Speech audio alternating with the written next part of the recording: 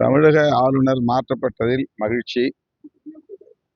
ஆனால் அவரிடத்தில் இப்போது கேரள மாநில ஆளுநர் இதை கூடுதல் பொறுப்பாக கவனிப்பார் என்று அறிவித்திருக்கிறார்கள். இவரும் அதே பாசறையில் பயின்றவர், வளர்ந்தவர் என்று அறிய வருகிறோம். அவரை போலவே திரு RN ரவி அவர்களைப் போலவே பாஜக அல்லாத பிற கட்சிகள் ஆளும் மாநிலங்களில்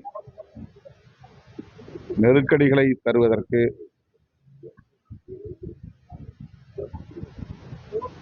இவரை கேரளாவில் நியமித்திருக்கிறார்கள் என்ற விமர்சனம் உண்டு. அவர்தான் இப்போது இங்கே கூடுதல் பொறுப்பேற்க வந்திருக்கிறார். தேர்தல் நேரம். அவர் தற்காலிகமாக, அதாவது இடைக்காலமாகத்தான் கூடுதல் பொறுப்பாக நியமிக்கப்பட்டிருக்கிறார் என்ற நிலையில் தற்போது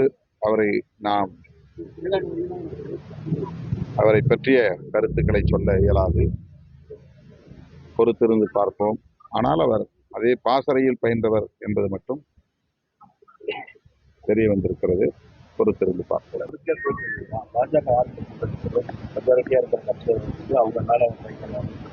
அதான் பீகார்ல நடந்தது. பீகார்ல நிதிஷ்குமாருக்கு ஒரு பெரிய பாரம்பரியம் இருக்கு. அவர் மீது ஒரு நல்ல மதிப்பு உண்டு மக்களிடையே. அவர் பிஜேபியோடு என்றைக்கு சேர்ந்தாரோ அவர் மீதான நன்மதிப்பு என்கிற பிம்பம் நாளுக்கு நாள் சரிந்து கொண்டே வந்தது.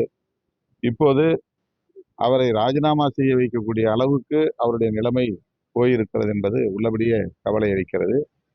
அவர் முதலமைச்சர் பொறுப்பிலிருந்து விலகி ராஜ்யசபா மெம்பர் ஆகக்கூடிய அளவுக்கான நிலையை பாரதிய ஜனதா உருவாக்கி இருக்கிறது. இந்த நிலை அதிமுகவுக்கு வந்துவிடக் கூடாது என்றுதான் தொடக்கத்திலிருந்தே நான் சுட்டிக்காட்டியிருக்கிறேன். ஆனால் அந்த நேரத்தில் அதிமுகவினர் என்னை கடுமையாக விமர்சித்தார்கள். போக போக அவர்கள் பாஜகவை புரிந்து கொள்வார்கள், என்னுடைய கருத்துக்களையும் புரிந்து கொள்வார்கள்.